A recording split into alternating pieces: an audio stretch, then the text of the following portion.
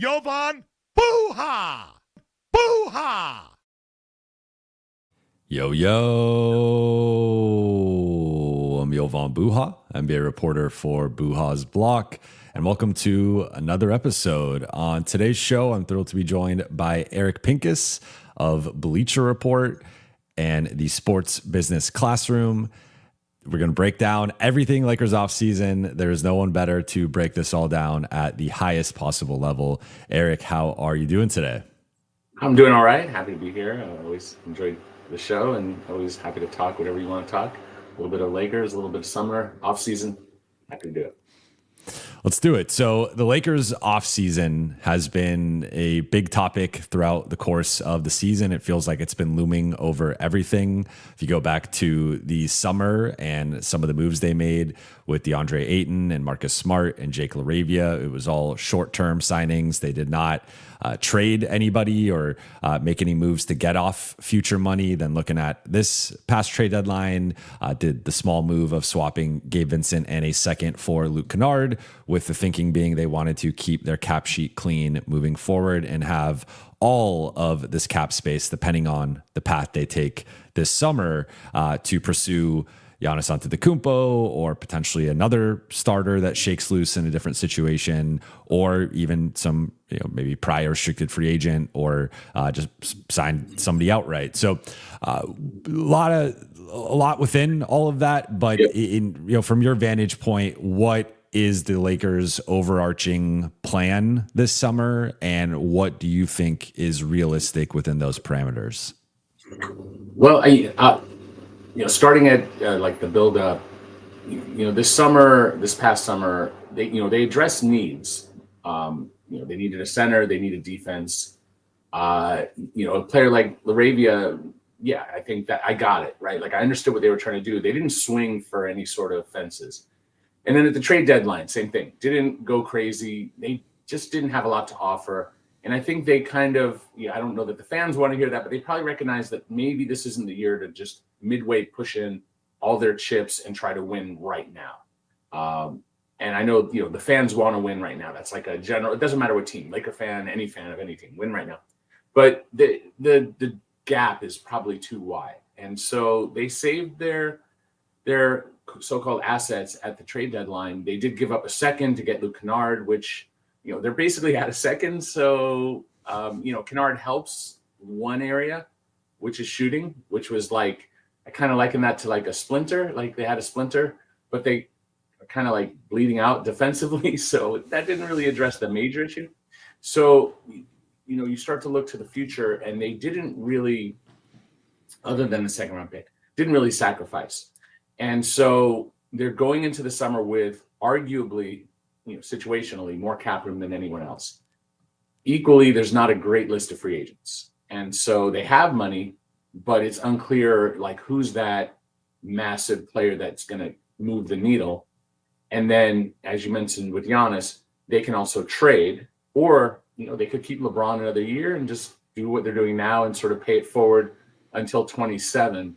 When there are, a Nikola Jokic or, a Giannis could be a free agent. So I think they are probably just keeping their options open, because there is no 100%, this is the answer. Like trading AD for Luka was like, yes, we will do that, right? There was no, we'll think about it, right? That was done.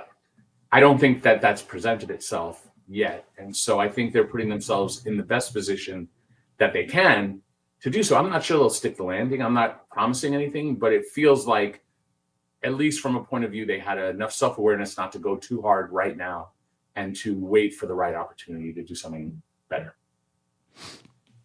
So let's get into some of those pathways. Let's start with Giannis. So my understanding, I know there's a lot of minutia that goes into this in terms of how they manage their cap holds and which players they still have the rights of. And if guys, you have DeAndre Ayton, Marcus Smart, both have player options. You also have a team option on Kobe Buffkin. So there's a lot of moving parts here in terms of like the general cap space range for them. But my understanding of the Giannis situation, and please correct me if I'm wrong, is like this could kind of unfold in a couple of ways. It could just be a straight up trade with Milwaukee where they acquire him into their cap space. They could send something back to Milwaukee if Milwaukee wants something that the Lakers have.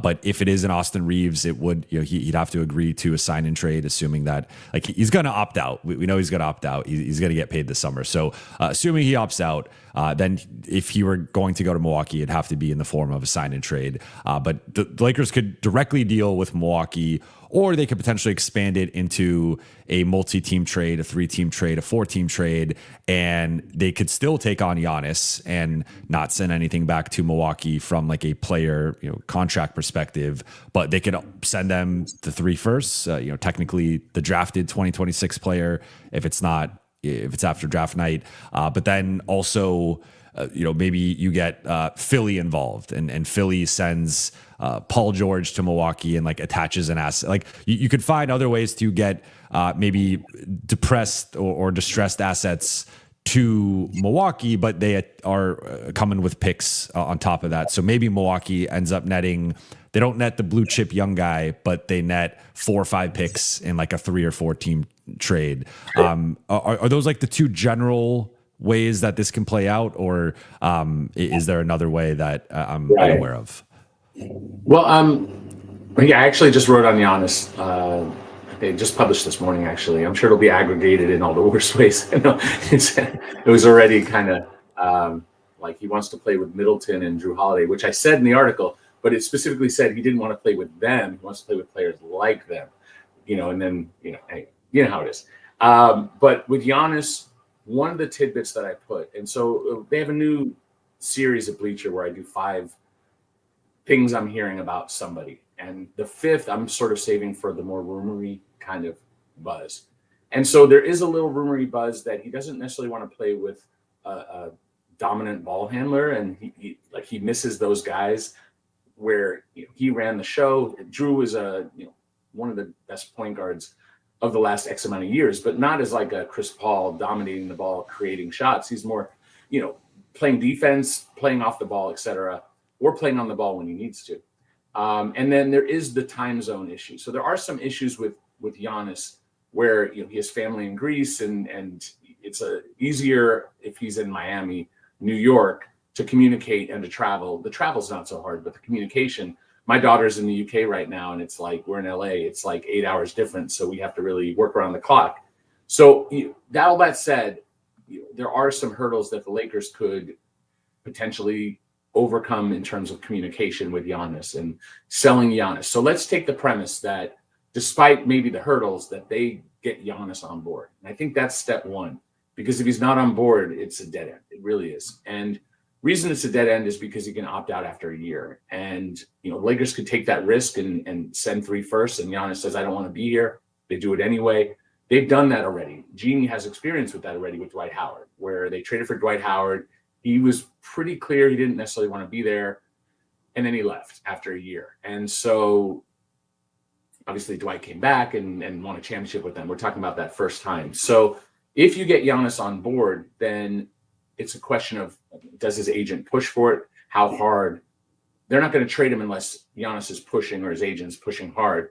And then it's a question of where he's pushing. So now we're taking 2 premises. 1, he wants to go to Lakers, and 2, that he's pushing hard to make it happen so that the Bucks really feel like they have to relent. That's where the Lakers cap room in 2027 comes into play, because they have, fine, we won't trade for him now. We'll wait a year and he'll come to us and sign in free agency. And they're like, well, we'll trade him to Minnesota. And if Giannis's people are like, well, Minnesota will come, but in a year we're going to go walk to the Lakers with cap room. And in that scenario, that cap room becomes the leverage to try to force Giannis. And again, this entirely presumes that Giannis is making this happen. And so that's our premise. I'm not assuming that, but for the moment, we're assuming that. And so very simply, they can trade little pieces to get enough cap room. Looking at their cap sheet, first of all, I'll just throw that the Lakers have a 9.4 million room mid-level exception next year. That's the exception that they'll have, assuming they go into the cap. So you could, in theory, go to Marcus Smart and tell Marcus Smart, hey, opt out of your, what is he, 5.4? You could opt out and we'll re-sign you back at 5.5 or 6 or something like that. And we'll keep you, or maybe he needs more for that. But whatever the number is. But let's just say he's off their books, but they promised to use some of that money to keep him. That opens up a little bit more room. In the case of DeAndre, and they'd be using that room exception part of that on Marcus in this scenario after using cap room, right? So or you could do that with Ayton. Now I don't know that Ayton might. I'll sort of, one thing to note is that I wrote an article on Bleacher that lists the teams with cap room. Wrote it last week or so, and it's like a really short list. It's like the Lakers, the Nets, the Bulls. And then like maybe Atlanta if they don't want to keep Kuminga, but I personally think they'll go the Kuminga route. I don't think they're a cap team. Theoretically, the Clippers could lose Kawhi Leonard in this aspiration thing, and his money could come off entirely, and now they have more cap room than anybody. Let's not assume that, but we don't know where they're going to go.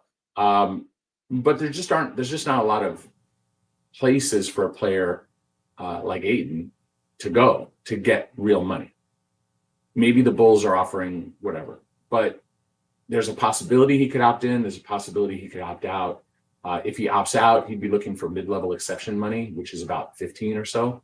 So this is sort of the parameters, because why that matters is that Ayton money on their books or not, right? And they don't control that. He controls that. They could technically promise him that room mid-level exception, which is a slight bump. And then maybe Marcus Smart opts in, or maybe he opts out, or I don't know. The minimum, I don't know if most players don't want to come for the minimum, but then he needs another suitor. So and then we have one more little number to throw in there, which is Austin's capital. So if we're saying Austin is 27 million, now some people were saying, oh, it's 21. The current projection is 26 and a half about. It could technically drop to 21. That would depend on the estimated average player salary being lower than projected. So there's a certain number. That was the number I had seen, but I'm glad that you're putting it out, that it's even, well, I'm not glad for the Lakers' sake, but it's good to know that it's a different number and it's a bit higher. I guess that helps with the more accurate projection. Yeah, and we technically won't know. I'm using projections that I feel are accurate, but ultimately there are unknown variables that I don't have, that the NBA may not even have yet. Depending on where this number comes in, which is basically all the salaries for this current year, do some math. Austin is either 21 or 26. I'm projecting 26 and a half. And the Lakers, let's say their first is around 4 million. So like that puts them, and if we opt out Ayton, and if we opt out Smart, then they're at about 53 million in cap room. So that's almost enough for Giannis. Giannis is 58 next year. So it's not quite all the way there, but you can trade in the trade. You could trade Dalton Connect. You can trade Bronny James, especially if LeBron is leaving. You could trade Theoro. That's why they kept Dalton out of the Luka trade, was they were saving him for the Giannis trade. Yeah, I don't know if that's true. I joke. Yeah, I know.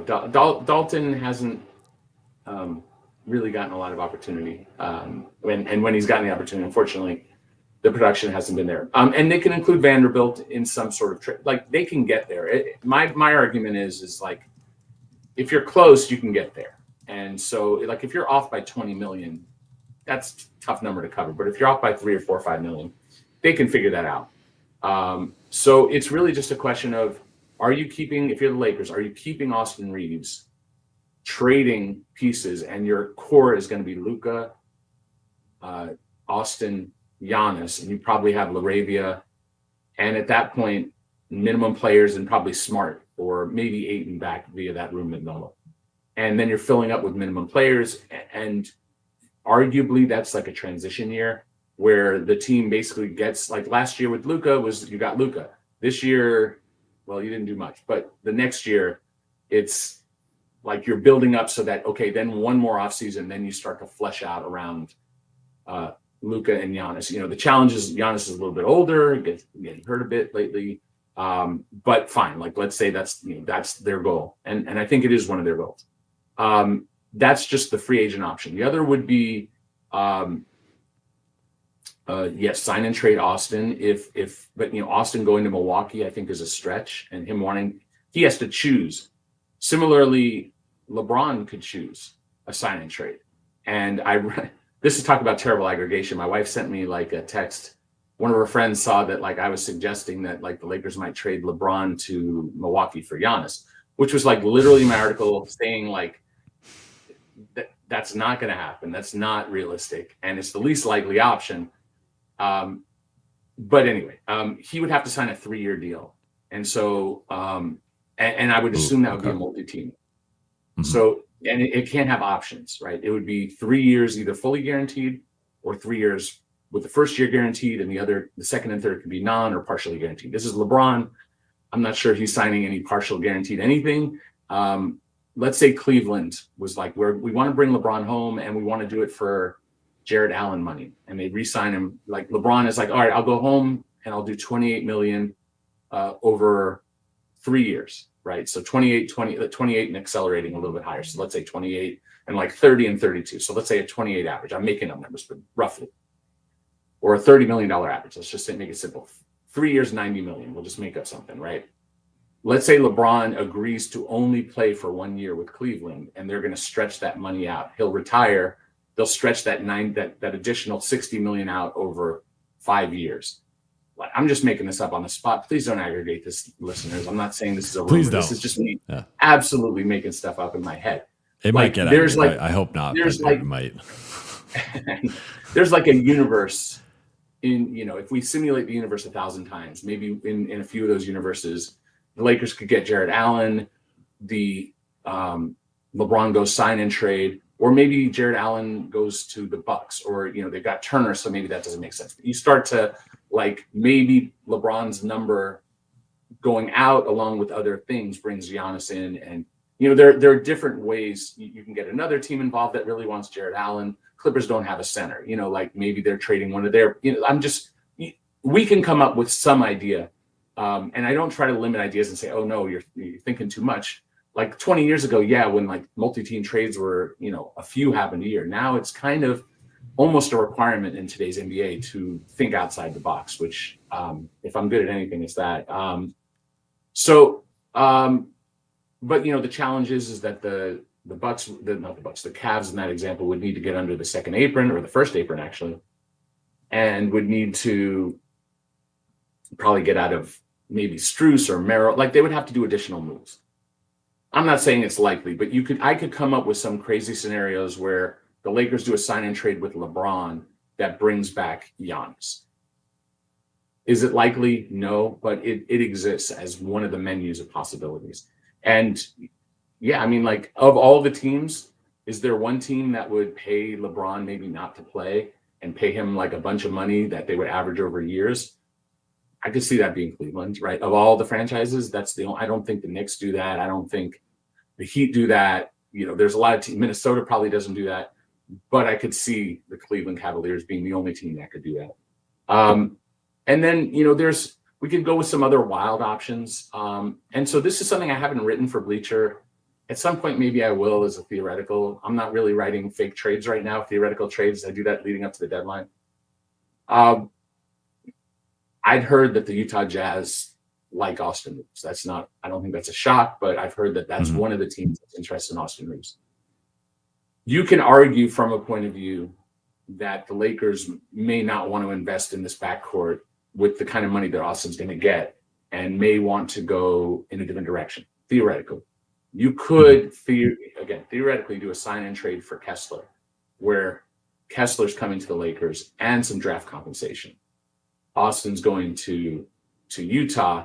The Lakers are using that outgoing money to get Kessler for Austin. But if it's enough money, they could use some of it. You could do a multi-team trade. You could bring in Giannis in that kind of situation where some of the draft comp coming from Utah would go to Milwaukee. So like, if you give me enough time, I'll come up with like another 10, 15 ideas. But that's just like, and again, I know that it's rumored from people I trust that Utah really likes Austin. I don't think that's a leap.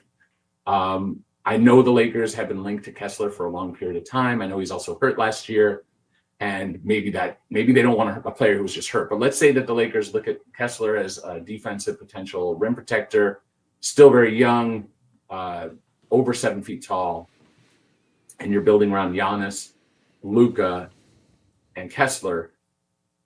You know, you're probably getting someone else from Utah, maybe, or maybe they go like a Sensabaugh or something like that. Maybe they're going to Milwaukee. You still have issues fleshing out. But I think, you know, the challenge is depth in all of these situations. How do the Lakers get a Giannis? We could talk about some other players. I saw the Pelicans last night. We could start to talk about some other options, but the challenge with Giannis is $58 million is a lot. And so almost all of these paths lead to it being three, like above, you know, average salary, above mid-level salary, and then maybe Vanderbilt and LaRavia.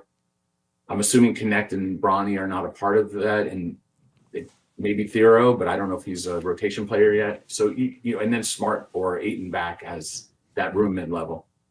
You can see that all these paths don't lead to a lot of depth. Mm-hmm.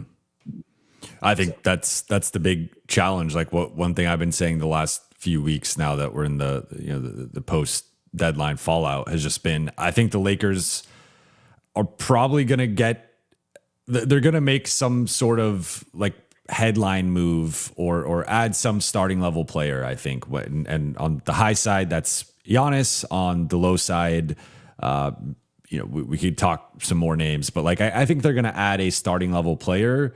The challenge is, I think, especially if LeBron is gone, it depends what happens with Ayton but they might need 2 to 3 starting level players. And it's like, you can theoretically make that happen with their cap space, with some combination of trades and signings, but I think it's easier said than done. And to your point, it might be more of a multi-transactional cycle here where they take a step with the roster this summer and maybe add a foundational player or two that will fit with Luka longer term. And then it's also filling in the gaps and maybe eventually adding that more players 2027 deadline or 2027 off season. I just think for fans that's a tough pill to swallow. Where you could, I mean, I've been saying this, like the doomsday scenario. I think is like we could be having this conversation 2027 off season, and like the Lakers have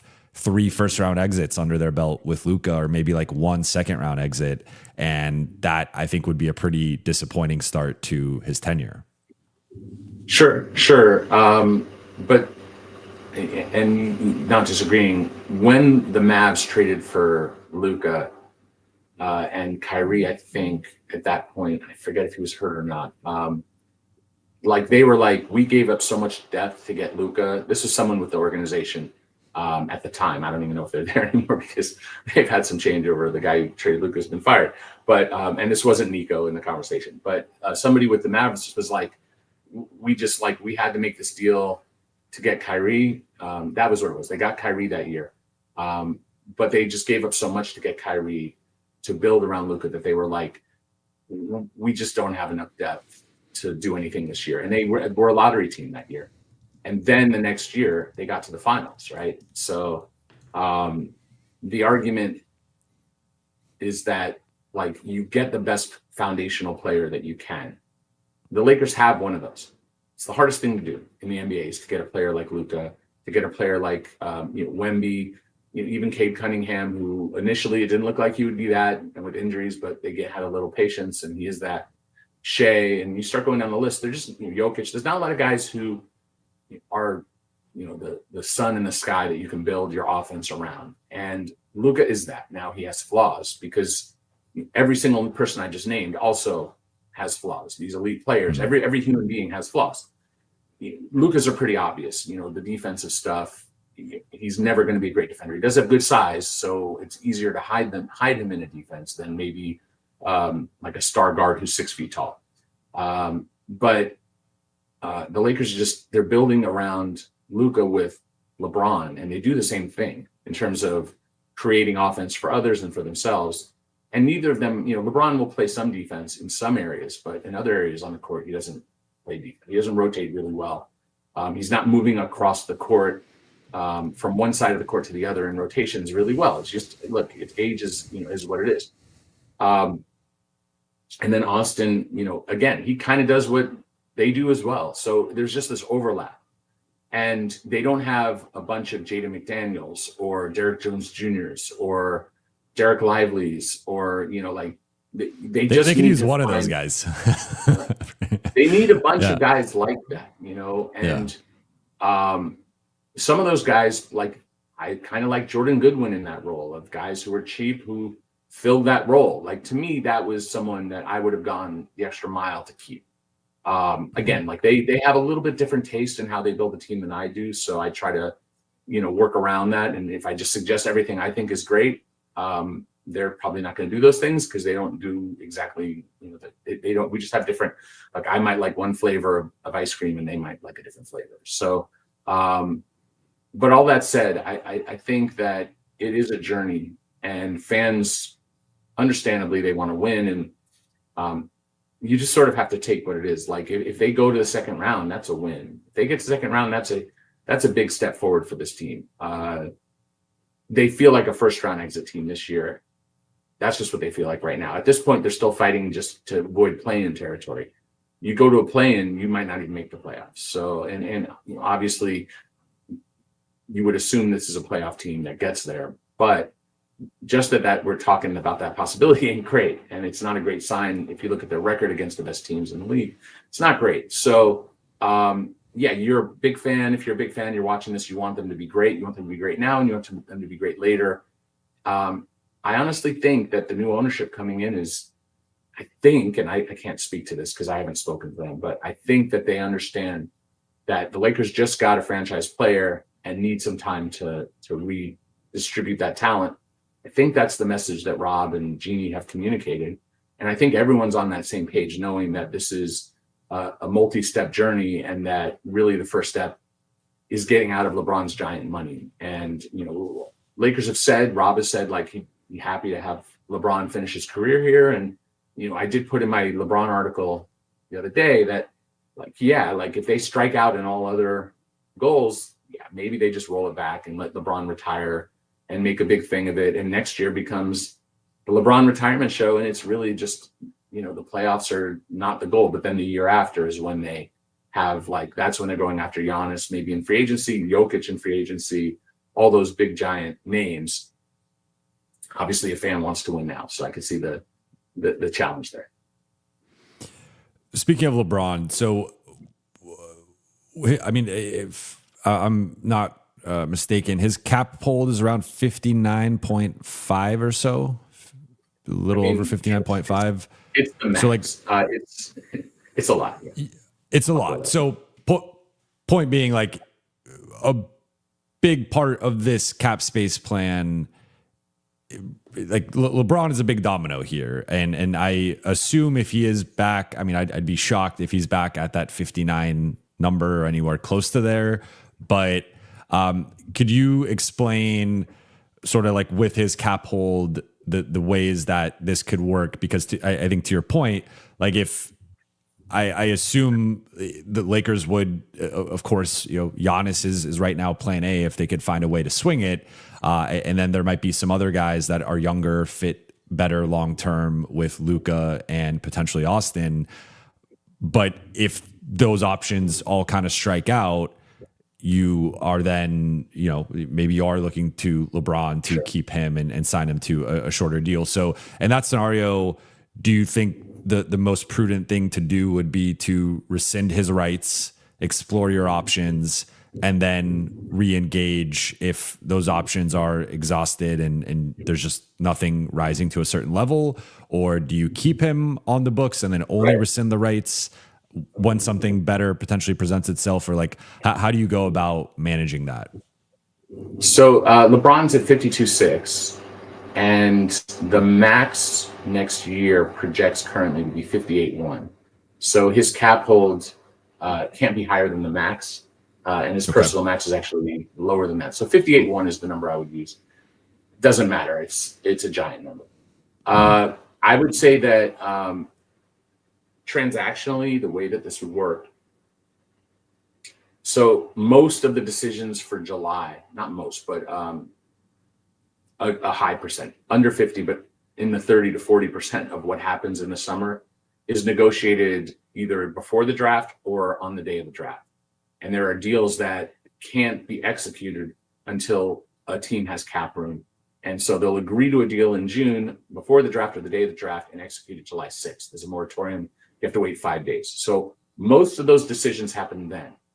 Mm-hmm. After the draft, immediately after, even though technically it's not legal, teams are basically locking in everything else.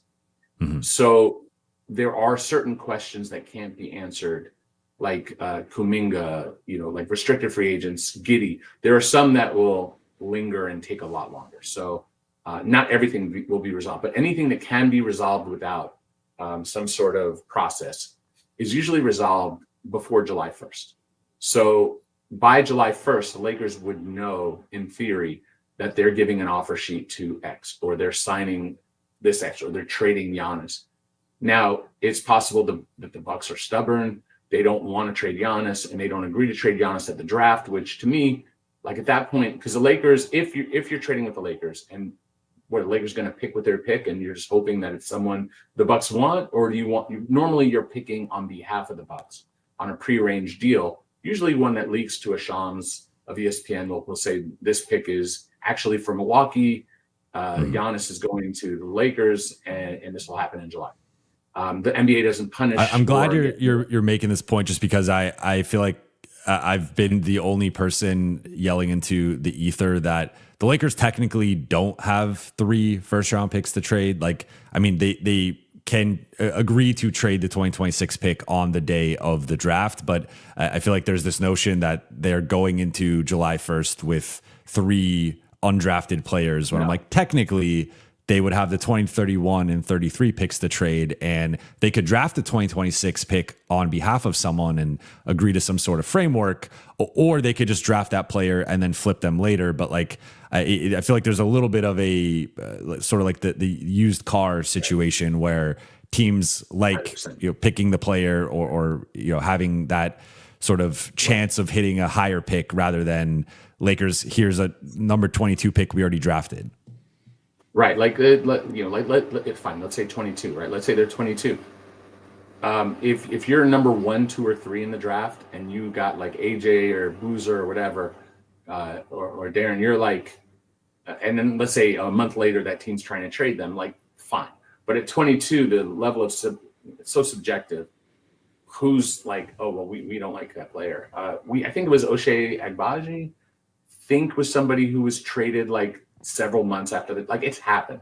So I don't want to say that it doesn't happen, but it's more likely that it happens, that the Lakers will be drafting on behalf of someone in a deal that's arranged. So when, to go back to the original question about LeBron, all of that is already factored in. Like, if they're trading for Giannis, they've agreed to it in June, and they need LeBron off their books to do so, the intent would be on July 6th.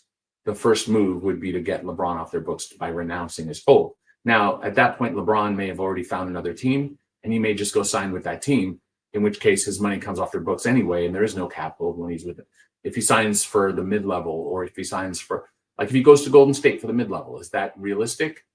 It's probably one of the top 10 possible scenarios.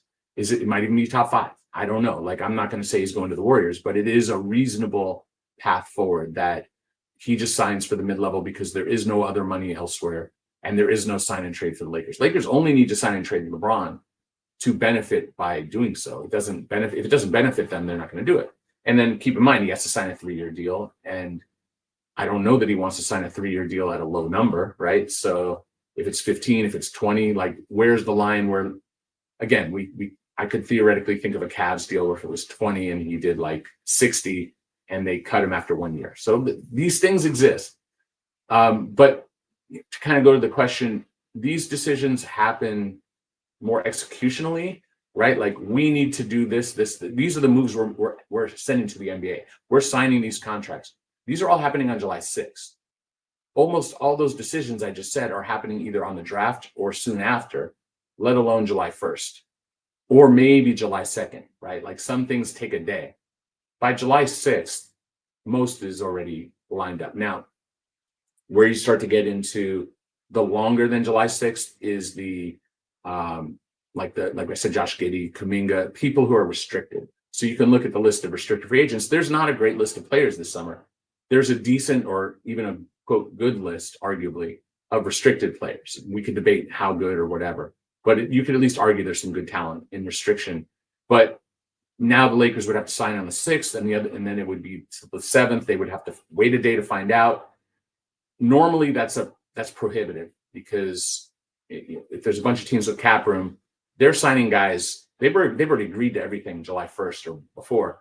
They're just inking and they're getting stuff done. And so if you're the Lakers waiting till July 7th to find out if you're getting this restricted player, and the answer is no, a lot of times there's no one left. And so you've lost the market.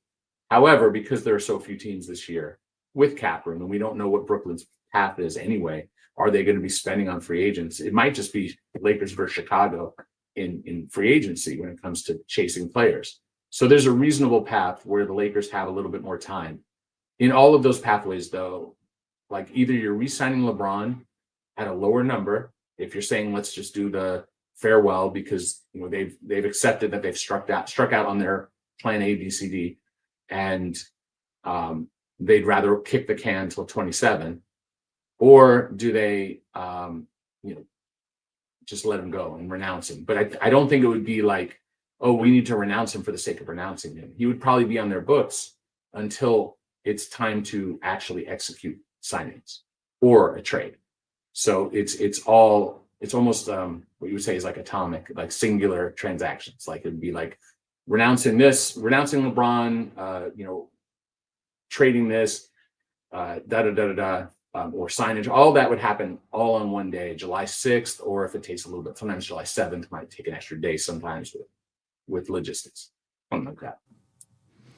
You mentioned the restricted free agents. I think if you look at this free agent class, those are clearly the best players in the class. I mean, you can make a case LeBron is the best unrestricted free agent still, which is kind of ironic. But looking at guys like a Walker Kessler, Peyton Watson, Atari Eason, we've seen teams, to your point, with just how long your cap space is tied up in a potential RFA pursuit. Teams have not been as aggressive as maybe they used to be in the past, and we've seen fewer and fewer RFA cap sheet signings. But for the Lakers, given how much cap space they have, and if they look into the Giannis situation and Milwaukee is staying strong and they're like, we're going to see what he does with his potential extension in October, and we're not looking to move him, or at least not looking to move him for what you're offering. And they look at some of the other maybe options on the trade market. Nothing is really emerging, and they start looking toward free agency. How realistic do you think it would be to pull off poaching one of those RFAs? And is it likely a situation where they maybe have to overpay by like $5 to $7 million annually just to kind of make those teams uncomfortable to the point of letting those players walk? Well, so the 23 rules of the CBA, the collective bargaining agreement, have put in basically restrictions for the highest spending teams. And right now there's 23 teams below the tax. I think there's only 7 above the tax. So most teams in the league don't really have to worry about this. But there are teams that do. Like Cleveland has to worry because they're at a very high payroll. You go team by team. Denver is one of those teams that is in a semi-high payroll situation. But then the question becomes, if you're the Lakers trying to steal Peyton Watson, do the Nuggets trade or find a trade for Cam Johnson so that they can open up the flexibility? So there are variables. If we just say everything's fixed in place, I can give you a number that would be probably outside the range of what Denver could handle for Peyton Watson.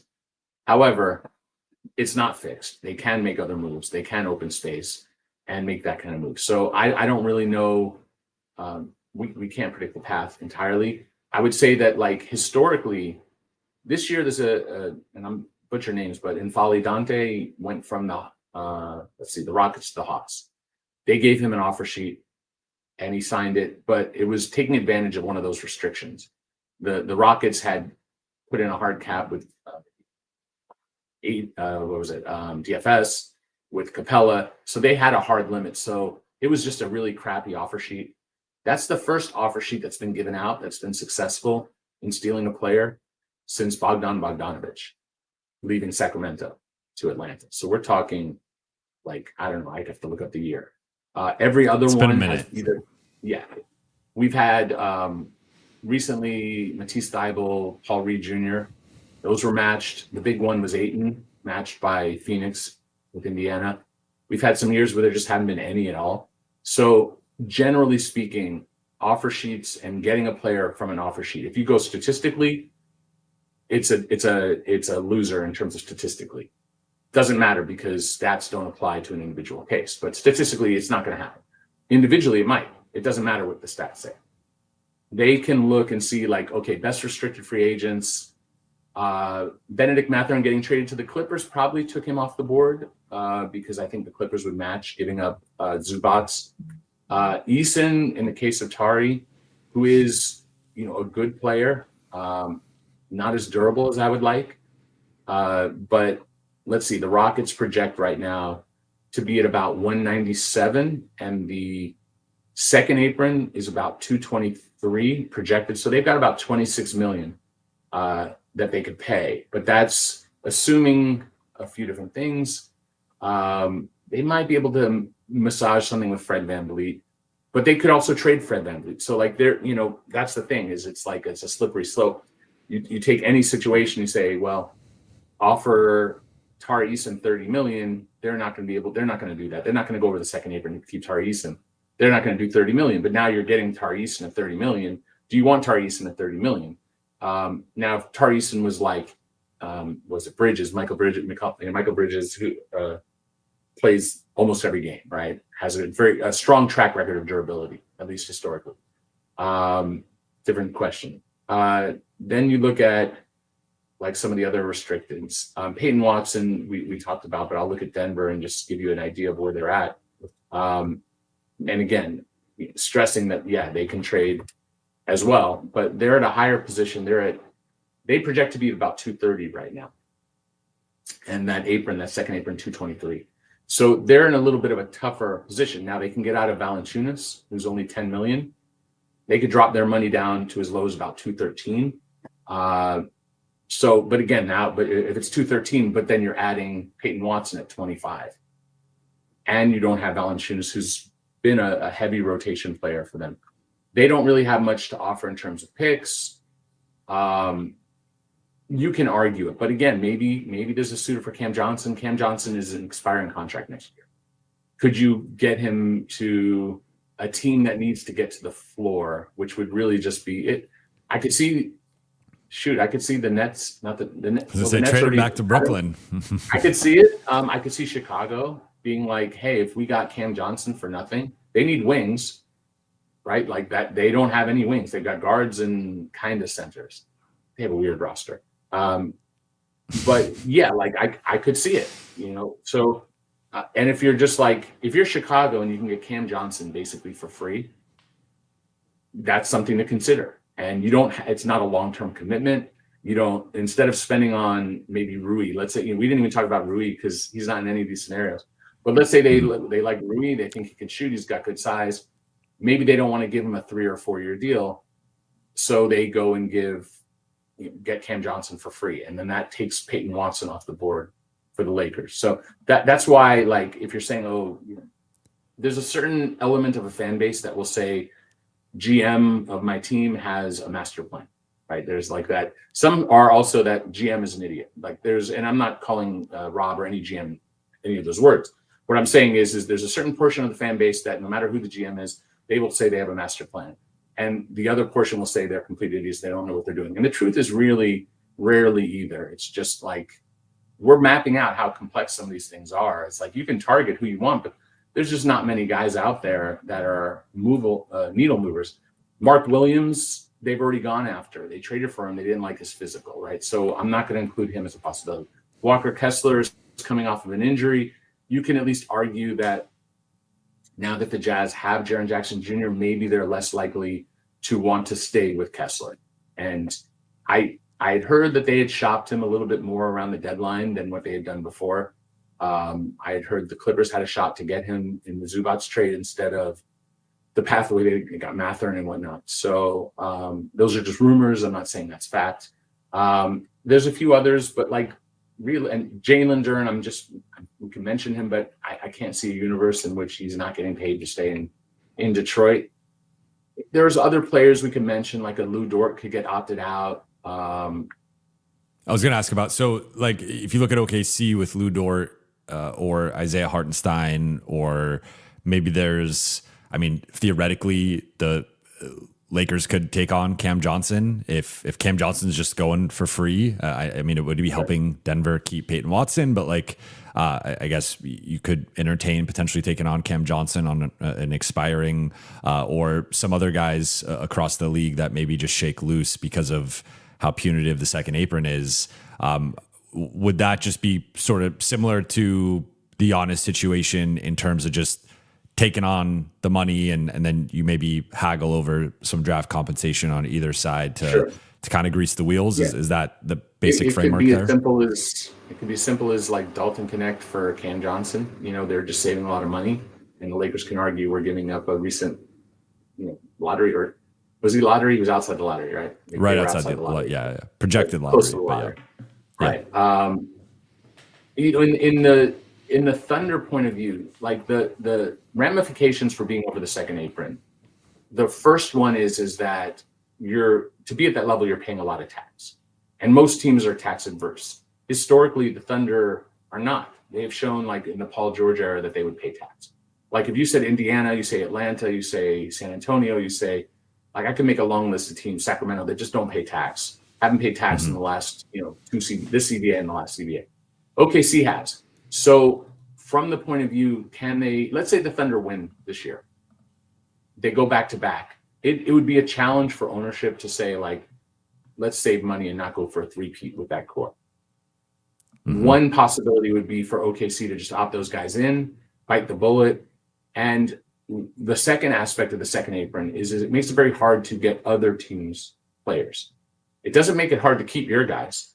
So, and they also have all this draft compensation. So it's not like, they can replenish. So they can afford for a year to be above the second apron. You can even argue too, that's a little harder to argue because you start to get frozen draft picks 7 years down the line.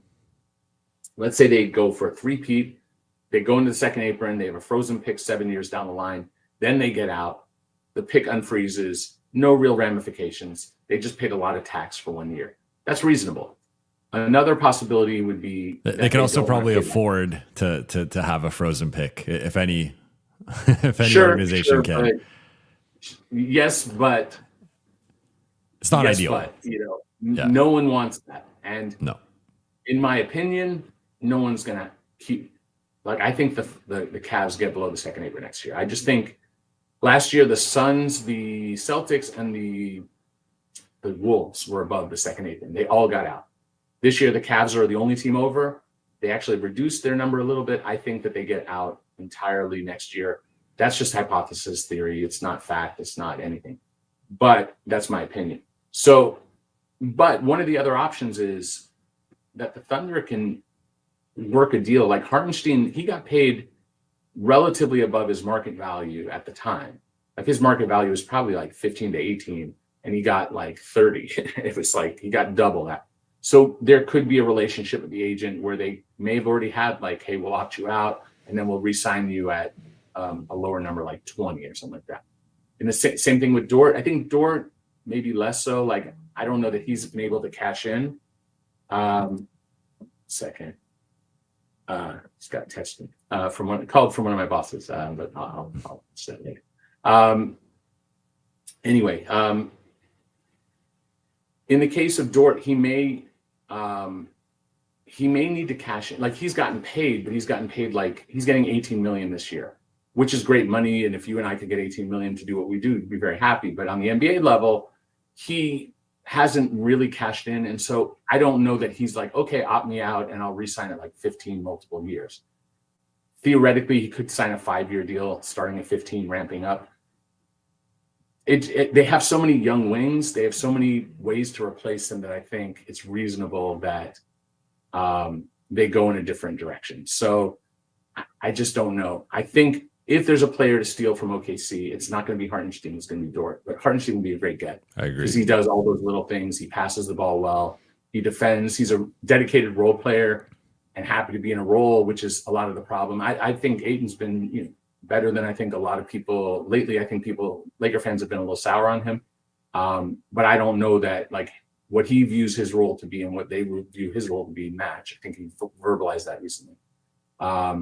And I think with someone like Jackson Hayes, who's just like a dedicated role player, Hartenstein fits that. But he's been getting paid to be a lot more than that. So we'll have to wait and see. All right, let's get into the Q&A. First one here from Kennedy82. Do we let Rui walk for nothing? Why not trade him so he is re-signing him? The answer given his play is declining. So I've been thinking about this with Rui, and we hadn't touched on Rui, and you mentioned that, but Rui is a guy that the Lakers have been high on over the last couple of years, and he has been a discovery for them as on his second team guy who has really popped in LA compared to he started maybe showing some signs like later in the Washington tenure, but I think went to a different level with the Lakers, especially as a shooter. So with the Lakers not moving him at the deadline, I mean, it's going to be one of two things, right? It's either he's going to leave in free agency or they're going to keep him. How do you see Rui fitting into all of this? I mean, I guess technically he could do a sign and trade with someone potentially, but how do you see Rui and his cap? Because if I'm not mistaken, his cap hold is pretty high. It's in the high 20s. So that's another factor here with the Lakers and sort of like what they do with the cap space. But how do you see Rui playing into all this? Well, again, like the question becomes, where does Rui go? Because it's really like take the Lakers out of it. If you're his agent, what are your options? One is to negotiate to stay at more money or less money, depending on what the Lakers are willing to do. The other is to go to another team. And there's Chicago, there's Brooklyn, maybe Atlanta, maybe Clippers. There are potential teams. Most of them don't have a ton of money. Like I could find some teams that can make some moves to get to 20 something in cap room, but the mid-level is about 15 and the biannual is what, like 6 or something like that. So like, let's say you can get to 21 million in just those two exceptions. So there's no real point in getting into 23 million in cap room unless you look at Rui Hachimura at 23 as like your main offseason acquisition. And I just don't know that a team is going to look at Rui and say, we need to get rid of all the extra pieces that we have, maximize our cap space and go after Rui Hachimura. So to me, he's a full mid-level player, just based on the market. I agree. And people will argue and say that's not what they're worth, or that his agent may disagree entirely. It doesn't matter, at least from my point of view, what a player is quote worth, because these are human beings anyway. It's not even like appropriate to put worth on it as a number. But in terms of an NBA contract, what are they worth? They're worth what the market will bear. And the market, you have to know when you're timing the market well for your player or when you're timing it poorly. And unfortunately, the way that NBA has shifted in 23 is more towards extension and more towards trade and less free agency. Now, I've spoken to the NBA about this. I've spoken to the NBPA about this, and this was an intentional thing. It was it's not an unintended consequence. This is not. This is something that they valued on both sides and felt that this would be better for the teams to make it easier to make trades, to make it easier to get extensions done. There's a lot of reason why that's good. We could debate whether it's good, bad, or otherwise. Where it is quote bad is it hurt free agency. It hurts someone like Rui, where if the team won't extend you, which the Lakers wouldn't extend him at a number that he wanted, and they still could, by the way. Lakers could extend him as of June 30th, so they still have time to extend Rui. And if the market is the mid-level, that's his negotiation point. maybe he can find a team to give him 15-1. That's what it's projecting to be next year. If you're the Lakers, you're like, we'll give you 17, which is a little more. Or we'll keep you whole of what you're making right now. So that's a potential negotiation, would be like an extension with Rui, because his cap hold is 27. And so if you say, all right, you're at 18-3, we'll bring you back at 18-3 right now. That eats up a certain amount of cap room. And so can they still accomplish the goals that they have at that number? Is he someone that they value in that position? He's no longer starting for them. It doesn't necessarily feel like he's somebody that they're motivated to keep, but he is a good player. He's done good things for them. As far as letting him walk for nothing, I don't think that it's the best way to look at it. And I know that's a very common way to look at it for fans, is you're letting someone go for nothing. You're not letting him go for nothing. You're letting him go for the cap space that you use on Giannis, if that's what happens. Or Trey Murphy, right? Like, let's say that, we didn't really talk about, but I was at Pelicans last night. If you can get Trey Murphy, Herb Jones, and Reaves Misi in a trade, and get 3 position players filled, even though Misi is young and hasn't played much this year, he did show potential when he was a rookie.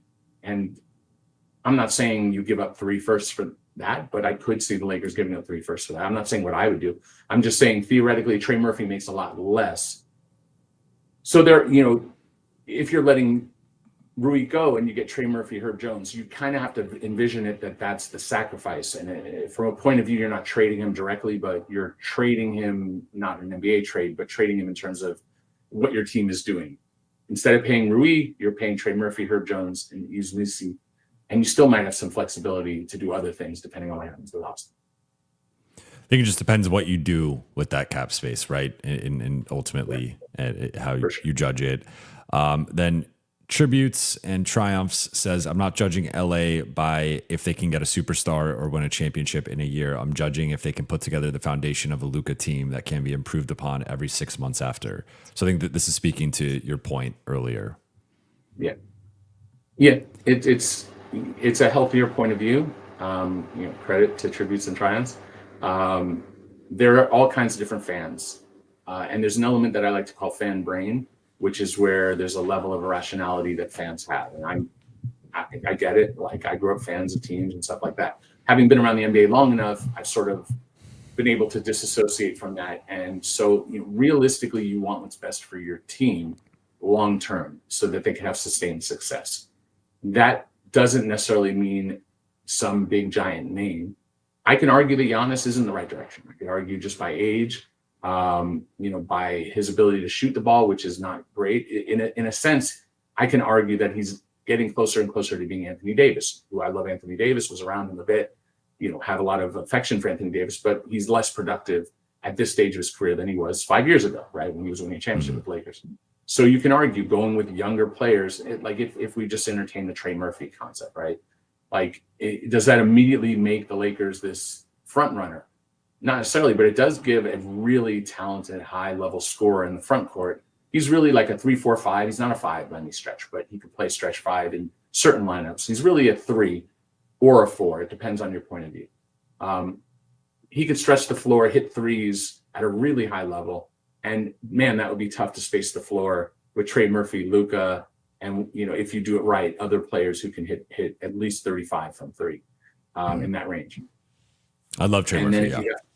And then if you do Herb Jones, who only has had one good year his entire career in terms of shooting, but maybe he has a good year shooting and shoots at least a reasonable amount, is a very good defender, not as durable as I would like. If you look at one thing I look at is how many games a player has played over the course of their career. Like, do they, Marcus Smart, that was my biggest issue with him this year. And while he's starting for them, and on paper, he makes sense as the starter, no question, in terms of the basketball. In terms of the durability, I worry that, Marcus, if you just look at how many, he plays like 50 games a year. So you just have to start to, worry that if you're investing in Herb Jones, who has a really long contract, because they just gave him an extension, and it's a high number, that you're getting somebody who's going to be able to play at least 65, 70 games a year and not like 45, 50. So again, like, you can get somebody who's been playing 82 games a year every year and they get hurt when you get them. And you can get somebody who's hurt all the time, who's absolutely an Iron Man when you get them. those are variables that are really, not necessarily causality, and sometimes they're just correlation. But it's a good question. And I think, the more that fans who truly are fans of their team being successful, you're going to have patience, because they can do quick fixes that make it look like they're better and probably give them a better chance to solidify a top 4 position in the playoffs, but may not really put them at that upper 1-2 echelon. And if that is like, if Luka is being locked into a second round exit for the next 3 or 4 years, versus maybe getting an extra year where they don't make the playoffs. Again, that when they got Kyrie, they traded for Kyrie. They didn't even make the playoffs that year. The next year they went to the finals. That's a little faster than I would expect. And I think it surprised even the Mavs how quickly that happened. But it shows that, like, just going for it, just for the sake of going for it, when it really sets you back, is not going for it at all. Then a couple more here before we wrap. Kennedy again says, what do we do with Vando? He's untradeable. JJ thinks he's unplayable, so it's basically just dead money. I mean, I don't know that he's unplayable, but obviously JJ doesn't play him often, especially since getting, and I haven't looked at the numbers, but since getting Kennard, the Lakers could have gone more defense heavy. They could have kept Goodwin, and they could have gone with, like, maybe less reliable shooting, less reliable offense, and more reliable defense. I would argue that's probably where they needed to go a little bit more, but they went more shooting. That's where they're at. They're looking for, spacing the floor, making it as easy as possible for LeBron and Luka and Austin to be able to score, because, no question, Kennard is one of the best shooters in the league. Doesn't shoot an incredibly high volume, but percentage-wise, I think he's number 1 still. So I get it. And that's this year's issue. That's where the focus is this year. Next year, it may be different. It may be that they're like, okay, we need to go, being the Lakers, we need to go. If they're going Austin and Luka, we need to go. Everyone else can defend. Maybe that's their choice at that point. Maybe they see that this pathway isn't the right one, and Vando could become more important. I don't think he's untradeable. No one's really untradeable. It's just like, if they're trying to leverage, here, we're trying to trade you today, Jared Vanderbilt, where he has 2 more years left. Next year at 12-4, the next year a player option 13-3.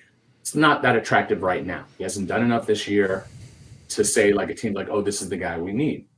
But if you're including him in another trade next year, he's having a guy in a deal starting in July where he just has 1 more year, and he's a good rotation player who can play defense, and his number at $13 million is below the average salary, the average being about the mid-level. It's not egregious. So I think that there's value in Vanderbilt as a defender.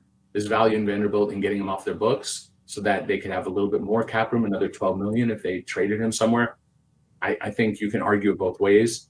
You could say, well, if you can have Vanderbilt and he's one of your top 8 players and he's one of your best defenders in some new team built around Luka, I could see that too. So I don't know the future for Vando. I would say, judging by JJ's preference, it looks like he's not a part of the future, but that could be situational.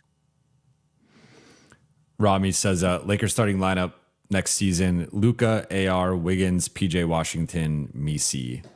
So I guess that'd be trading for all 3 of those guys unless Wiggins were to opt out.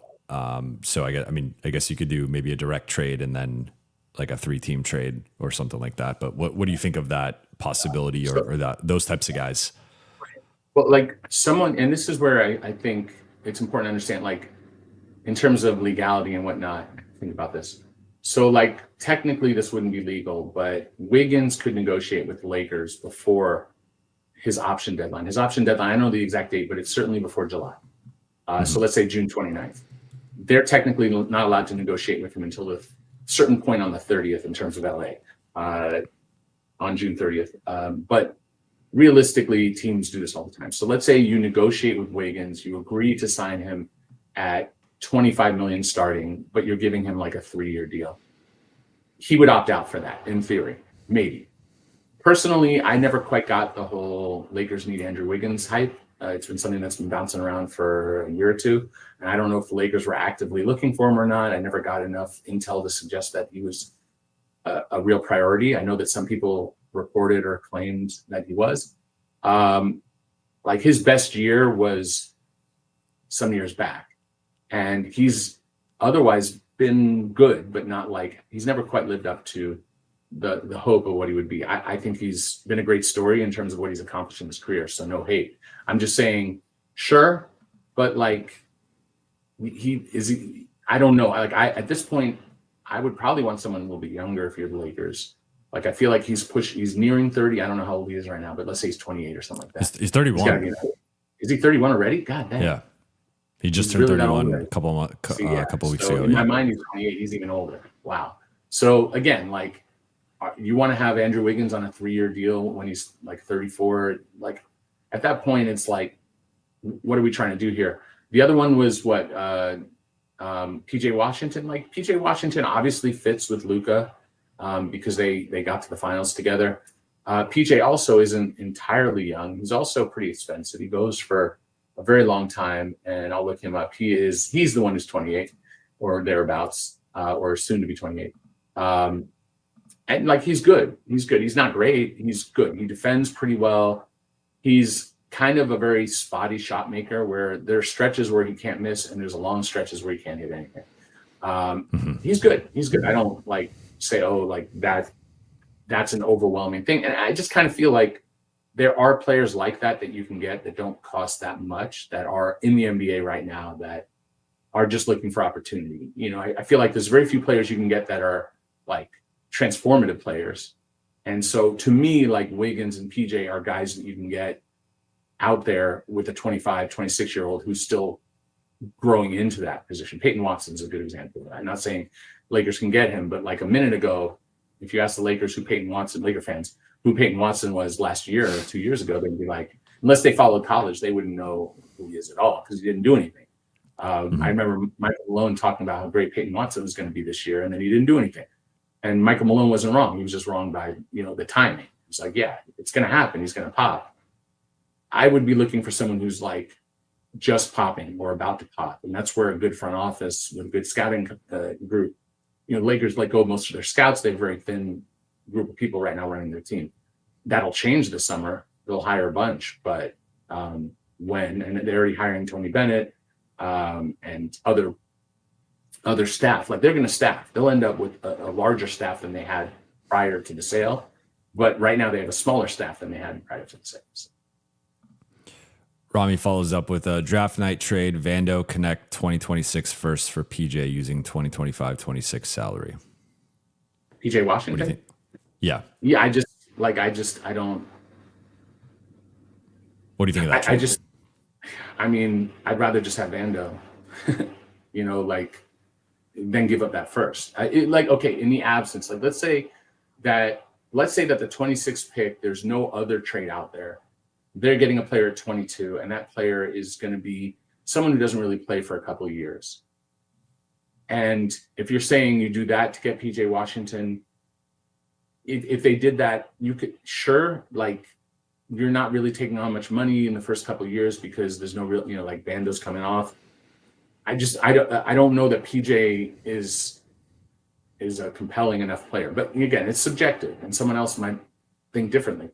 I guess I'm just not as high on the PJ Wiggins stuff, but equally, if you are, I don't think that you're wrong. I just think it's like I said earlier, it's like a difference in preference in ice cream flavor. That's just, no one's, my wife likes pistachio. I'm more likely to get I got a bunch of different flavors, but less likely to get pistachio.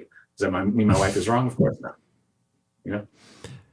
Then Bashir, referencing your story from earlier today on Giannis, asks, we did kind of address it, but what do you think this means specifically for the Lakers about Giannis and the ball dominance?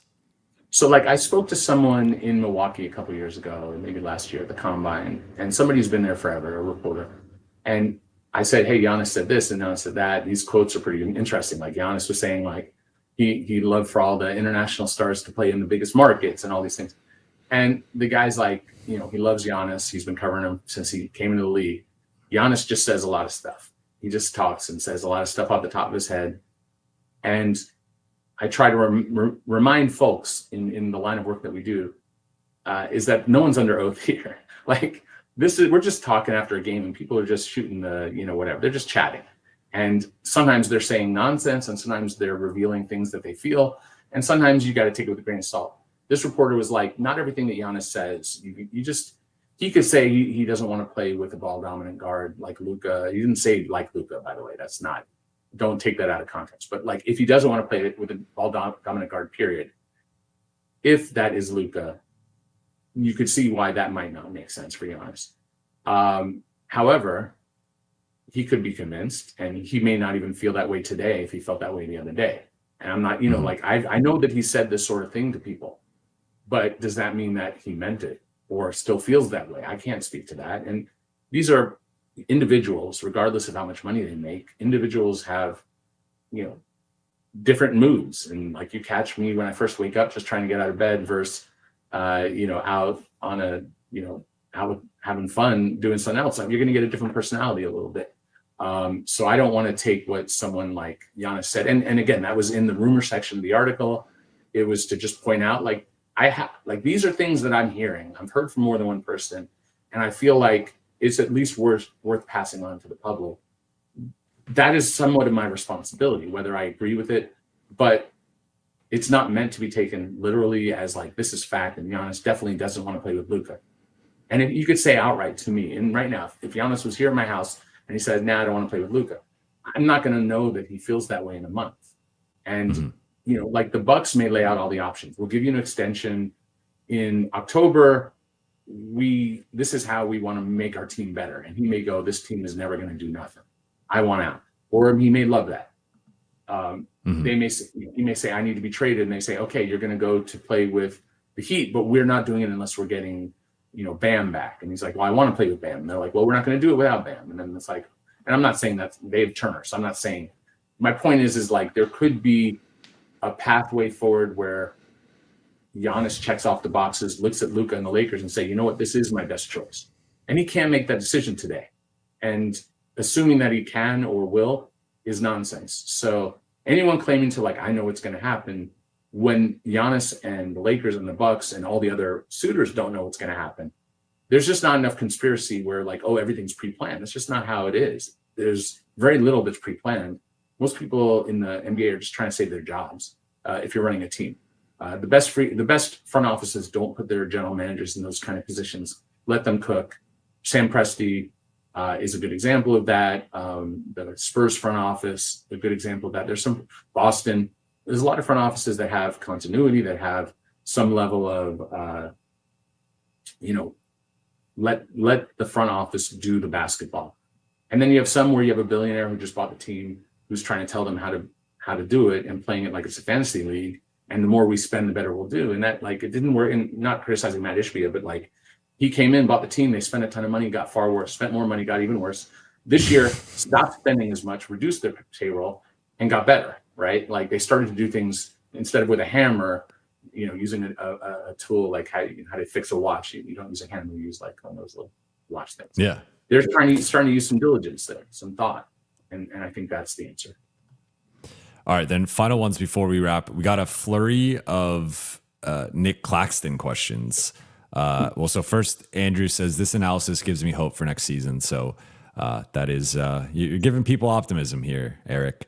But we have Alan asking if Ayton opts in, would you do Ayton, Vando, and Dalton for plus the 2026 first for Claxton? Then Diego follows up asking, JJ wants to switch 1 through 5, so wouldn't Claxton be a better fit than Kessler? And then Incendies with the super chat. Appreciate the super chat. I'm skeptical that Claxton can be a true defensive anchor out here in the West when he's so underweight. We need a 250-pound 7-footer to compete at the 5. So basically, Claxton's fit in LA, plus also would you do Ayton, Vando, and DK plus a first? I think based on your PJ Washington answer, I would guess not, but curious to hear your thoughts. Again, like, it becomes like a flavor profile. Like, Claxton is technically smaller than Jackson Hayes. So if Hayes played off the court against Minnesota and Gobert scored 30 points. Was that a coaching decision? Was Hayes really played off the court? If you did Hayes and kept Hayes and put in Claxton and went kind of double down on guys who are more mobile and less like bulky, I'm not saying there's that. The Lakers front office would have to agree that that's the way to go, and that Ayton having that, like, I think having Ayton and Hayes, I think, is a good combination because they can go either way. Ayton has better size. You're not going to have Gobert scoring 30 points on Ayton. He's going to have some games where he's not great, games where he is great. That's just who it is. That's who he is. That's who players are. And same with Jackson. If you feel like you're looking at the money, you're saying like, okay, you're getting a 22 pick. It's not going to be that valuable to the Lakers. You're getting out of contracts that you don't necessarily need in terms of Vanderbilt and Dalton, and you're adding Claxton, who is more than Vanderbilt, but like you're only really adding a little bit more money. You really, like in the first year with Dalton, you're not really adding anything. So it's an arguable path. It doesn't hurt their flexibility. He's only 2 additional years, so it's not like a guy on a 5-year deal like PJ Washington, who just extended. So I personally don't love the Claxton flavor for the Lakers, but I also think it's a more arguable thing than some of the other suggestions. So I could see that. I could argue it. I could put that in an article and say this could be a path that could make sense. And it doesn't matter what my opinion is on whether I love it or not, because player evaluation is subjective. So I feel like that's a reasonable suggestion. A little bit more than some of the, again, Wiggins being 31, PJ being good but expensive, too long, not a good enough shooter. I don't hate PJ Washington on the Lakers with Luka. It's obviously worked before, but I can argue Claxton a little bit more. The biggest thing I have is it's more of there is no true center in terms of a binary old school big guy. And if you're saying if you can get Kessler is he's legit he's over 7 feet tall. I don't know, 7'1", 7'2", or somewhere in that range. And you could say, well, if he's such a great defender, why were the Jazz the worst defensive team in the league when he was playing? That's true too. I think big guys like that get exposed, which is why you need a second big who can switch. So if you have Kessler and Hayes, it's not bad. It's not bad. You want Kessler in there for when you need a true big. If you're saying he's an upgrade over DeAndre Ayton, if that's your opinion, you feel like that's the better choice, it's going to cost you a whole lot more. You can just keep Ayton and not have to give up all these things. But yeah, I think, in terms of Claxton, I think I have never been a Lakers should get Claxton guy, but I think it's an arguable thing. Awesome. Well, Eric, we appreciate your time. I will be sure to link to your latest article and Bleacher Report in the show notes, and also the Sports Business Classroom. Anything else you want to plug before we get out of here? Well, we actually at Sports Business Classroom, we just announced our registration for our early interest registration is open. So we have a program in Las Vegas. It's a week-long program. And if you talk to some of our former students, they'll tell you it's maybe the best experience they've had professionally or in the NBA world. We try to help people get jobs. So it's really not about fans coming. You have to have that passion. You have to be a fan of the game. But it's about people who want to actually work in the industry, whether it's as an agent or with a team, scouting video analytics, doing salary cap, working in media broadcast like yourself and like myself as well. And so if you are interested, go to sportsbusinessclassroom.com and reach out to me privately if you're interested. I'm happy to have a conversation. Awesome. Well, appreciate your time again. And thank you all for watching and listening. For those watching on YouTube, please be sure to hit that subscribe button, turn on channel notifications, and like and comment on this video. For those listening on Apple Podcasts, Spotify, or your podcast platform of choice, please be sure to follow, download, and leave a 5-star review. I'll be back tomorrow after Lakers Nuggets. I will talk to you all then.